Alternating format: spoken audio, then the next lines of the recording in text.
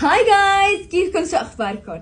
اليوم بدي اعمل لكم ميك اب توتوريال مناسب لكل يوم. غسلت وشي وجهزت حالي. شوفوا اصبعتي ما احلاها، الله يقرفني، بس مو طالع بايدي اعمل شيء. خلينا نكمل. رح بلش هلا بالبيوتي بلندر. طبعا بيوتي بلندر كلنا بنعرف لشو بنستعملها. بحب احيانا استعملها لقوي اعصابي، وكمان مسح الميك اب فيها.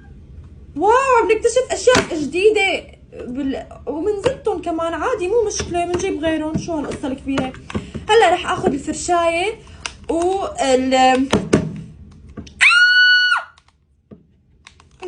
ما عم ليش رح بلش اطرق الفرشايه على الكونسيلر واعمل منها نغمه.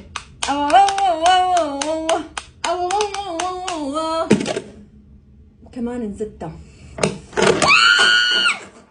غيث اقسم بالله، بس والله بس شوفك اقسم بالله رح فرجيك شي ما شفته بحياتك.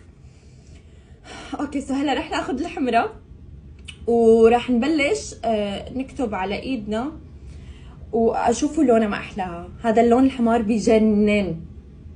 هل والله لفرجيك الهلب على اصوله، والله لفرجيك الهلب على